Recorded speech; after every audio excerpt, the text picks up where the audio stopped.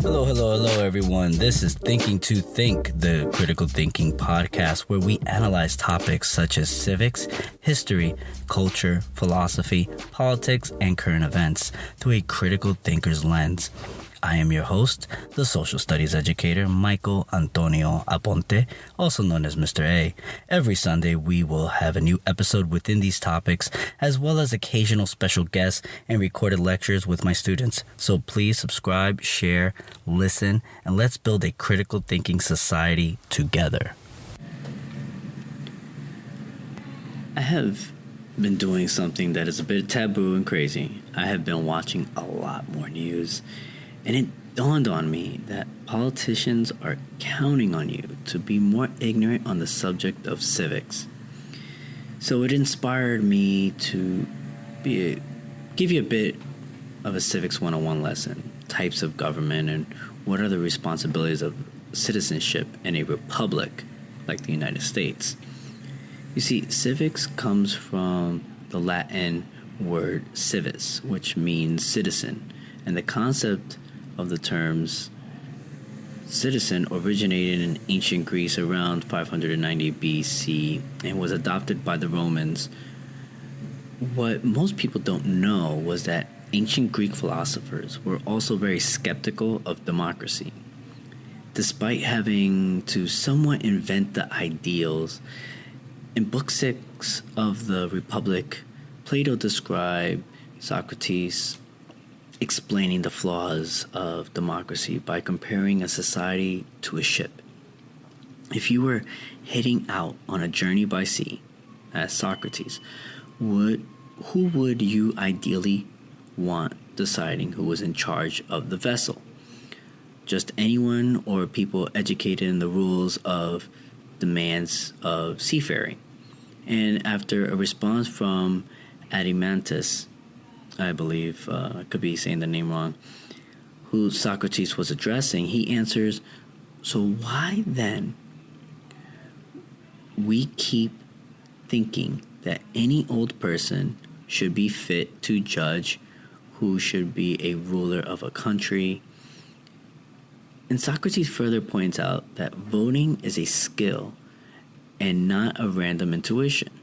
He went deeper as to say, like any skill, it needs to be taught systematically to people. Citizens voting without an education is as irresponsible as putting them in charge of a ship and sailing them to Samos, a Greek island he was referring to, in a storm, no less. And we still see this here in America. See, politicians need to be more like snake oil salesmen rather than doctors, philosophers, and teachers. It is also easier for the political leaders that citizens not to be educated in the likes of critical thinking and have someone else do the heavy lifting of thoughts and ideas. That's why many of us, well, many of you listening may have had a few, if not just one, civics class. But we'll have countless classes on critical theory types of classes so that you can know all the problems and know that you're a victim of that society. And that's it. Okay, that's basically learning to be victims. And well, hopefully this episode will at least point you to the right direction of resolution to a lot of problems that we do have. And citizenship is a republic. In a republic is very different than citizenship in a monarchy or a government with a totalitarian authority. You see, in a totalitarian government, you are simply a gear in a machine that is controlled by the leader. Now, I don't care if you are suggesting communism where, yes, the people are in control. Well, there's people that will have to make decisions for the good of the people, quote unquote, and they don't know you from a hole in the wall. So history does show that communism always leads to a totalitarian type of government. And I mean, I could refer to many historical evidence of that, but this is not the episode for that. But I'm digressing. Now, in totalitarian governments, like I said, you're a gear in the machine. And either by divine right or elected by the elite or elected by the people who simply decide that elections don't work anymore once they're elected. So they remove it. Regardless of any type of government that's totalitarian, many countries even have a constitution that give rights to its people. But if you ever speak against the government, well, they would put you in a special camp to get re-educated, like the gulags in the Soviet Union, or the re-education camps in different parts of China. Regardless, the person that owns that machine, or the group that owns that machine, will own the gears, will be able to move the gears around if they so choose, or simply throw the gear away if it can't conform to the machine. If it can't fix it. You live, you die, water's still wet. Now, in a republic like the United States, the people elected elected representative. We're currently in an election year, who they believe will look out for their best interests. And if we don't like them, well, we will speak out in protest, as a peaceful assembly, as per our Bill of Rights. We will speak out in our next election cycle. But citizenship is beyond just voting on who they represent. And there's a reason why so many people want to migrate to the United States and become American citizens. Sure, America is not perfect, but what country is? There is no perfect country, and if there was one, not only would the world know about it, most likely they would have no politicians, crime, poverty, and so on and so forth, all gone. And the perfect country would have to create an unlimited supply of resources to sustain itself in order to avoid messy negotiations with non-perfect countries. That's a lot of... I love Marvel movies, and Wakanda is a perfect example, and how perfect the society is because of this almost vast, unlimited resource of vibranium. And this is like the source of all their success. But in a real society, you need trade because not one region of the world has all the resources. Okay, you have to work with other people regardless. So therefore, people are not perfect, and things can get messy. So the perfect country would have to have this unlimited supply of resources to sustain itself. And then there are the ideas of the one world government, which everybody collectively puts in all the resources. And there's an elected group that runs everything. And I want to say I believed it at a time for a long time, until I did some research and some soul searching, or deep thinking for my atheist listeners. And I do not believe someone from another country on another part of the planet would know what my loved ones would need. And I could even say the same thing for a heavy government within the United States. And we can have a debate about that, but this leads me back to citizenship. Now, this goes for documented and undocumented immigrants also, to some extent, because in citizenship includes being a productive and active member of society. They are obligated to know what's going on, not only on the federal level, but more importantly on the local level. If your community has a problem with law enforcement being abusive, for example, is it wise to complain to the President of the United States or the police department itself or the mayor of your city? See, if you choose the mayor of your city, you are correct. The president represents the United States and the federal government. Not only, let me take a step back, not the city or whatever, state you're in. He doesn't represent the local governments. He's not a representative of that, even though we're within the government, within the federal level.